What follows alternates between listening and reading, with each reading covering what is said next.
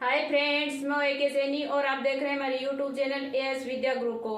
दोस्तों, आज हम पढ़ेंगे संस्कृत की भंडारकर विधि। दोस्तों, भंडारकर विधि जो है इसे व्याकरण अनुवाद विधि भी कहते हैं। व्याकरण अनुवाद विधि इसे क्यों कहते हैं दोस्तों?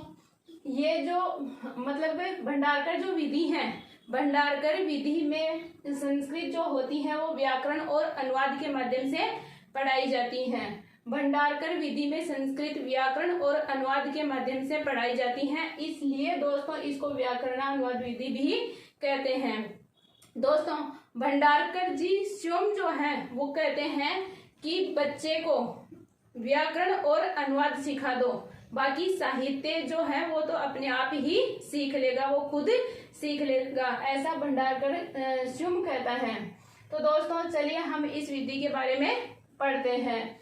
सबसे पहले इसके जो प्रवर्तक हैं वो है राम कृष्ण गोपाल भंडारकर, और इसके समर्थक इनका जो आगे ये नाम है भंडारकर। इस भंडारकर नाम से ही इस विधि को क्या कहते हैं? भंडारकर विधि कहा जाता है। और इसके समर्थक कौन है? वामन शिवराम आमटे हैं, वो इस विधि का समर्थन करते हैं। चलिए तो इसकी विशेषता देखते हैं। संस्कृत को व्याकरण तथा अनुवाद द्वारा पढ़ाना। दोस्तों, भंडारकर जो विधि है इसमें संस्कृत को व्याकरण और अनुवाद के माध्यम से ही पढ़ाया जाता है, इसमें साहित्य नहीं पढ़ाया जाता है। अगर बच्चे को व्याकरण का ज्ञान हो गया, व्याकरण के नियमों का ज्ञान हो गया और अगर उसे अनुवाद करना आ गया तो वो साहित्य अर्थ निकालना खुद ही सीख जाएगा, तो वो साहित्य स्वयं भी पढ़ सकता है, खुद भी पढ़ सकता है, ऐसा भंडारकर जी का मानना है।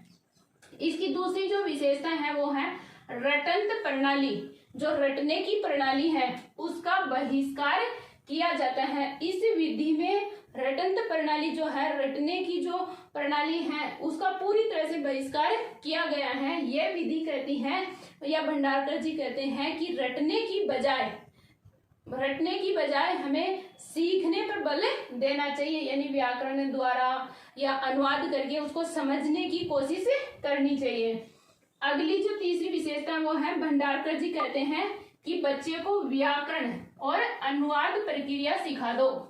भंडारकर जी क्या कहते हैं? बच्चे को व्याकरण तथा अनुवाद प्रक्रिया सिखा दो, साहित्य वह स्वयं पढ़ लेगा। ये बात दोस्तों मैंने आपको पहले भी बता दी है कि भंडारकर जी इस बात पर ही इस विधि में ज्यादा जोर देते हैं। वो कहते हैं कि बच्चे को व्याकरण तथा अनुवाद प्रक्रिया सिखा दो, व्याकरण और अनुवाद सिखा दो, बाकी साहित्य तो वो खुद ही पढ़ लेगा। व्याकरण और अनुवाद पर जोर दिया गया है, इसीलिए इस विधि को क्या कहते हैं? व्याकरण अनुवाद विधि भी कहते हैं।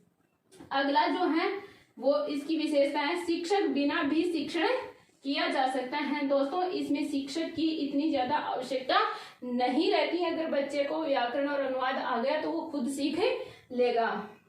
अगली जो विशेषता है वो है पाश्चात्य पद्धति का अनुकरण किया गया है। इसमें जो पाश्चात्य पद्धतियां हैं उनका क्या किया गया है? अनुसरण किया गया है, उनको फॉलो किया गया है। अगली विशेषता है शब्दकोश बढ़ता है। इस विधि से अगर हम पढ़ते हैं, एक अनुवाद करते हैं, जैसे अंग्रेजी से हिंदी में करते हैं, हिंदी से अंग्रेजी में करते हैं, संस्कृत से हिंदी करते हैं, हिंदी से संस्कृत करते हैं, या संस्कृत से इंग्लिश में करते हैं, इंग्लिश से संस्कृत में करते हैं, अनुवाद करते हैं, तो एक दूसरे से क्या होता है? शब्दकोश जो है अपना वो बढ़ता है, उसका ज्ञान बढ़ता है। तो यहाँ दिया गया है कि शब्दकोश बढ़ता है और शब्दावली को वर्गीकृत करके एक जैसे जो शब्द होते हैं उनको अलग अलग वर्गीकृत करके क्या किया गया है? संस्कृत को सरल बनाने की कोशिश की गई है। संस्कृत को सरल बनाने की कोशिश की गई है। इसमें अगली जो विशेषता है वो है संस्कृत का स्वतंत्र शिक्षण होता है। इसमें कोई किसी प्रकार का दबाव नहीं होता है। इसमें संस्कृत का एकदम से फ्री होकर के शिक्षण होता है। इसमें साहित्य नहीं पढ़ाया जाता है। और दोस्तों, ये बात मैंने पहले भी बता दी है कि इसमें साहित्य बिल्कुल भी नहीं पढ़ाया जाता है। भंडारकर खुद भी कहते हैं कि व्याकरण और अनुवाद पढ़ा दो, साहित्य तो वो खुद ही पढ़ लेगा। अगला है माध्यमिक और उच्च माध्यमिक। माध्यमिक और जो उच्च माध्यमिक स्तर है उसके लिए ये ज्यादा उपयोगी होती हैं, क्योंकि उस स्तर पर जो छात्र होते हैं, जो बच्चे होते हैं, वो थोड़े मतलब उनका जो मानसिक विकास होता है वो थोड़ा ज्यादा होता है। इस वजह से वो आसानी से इनको समझ लेते हैं, व्याकरण और अनुवाद को, तो ये उनके लिए ज्यादा उपयोगी होती हैं। और अगली जो विशेषता है वो है सभी विषय और सभी छात्रों के लिए उपयुक्त नहीं है। इस विधि के द्वारा हम सभी विषय नहीं पढ़ा सकते हैं, सभी विषयों पर इसे लागू नहीं कर सकते हैं, और सभी छात्र एक जैसे भी नहीं होते हैं, इसलिए सभी छात्रों पर भी ये लागू नहीं हो सकती हैं।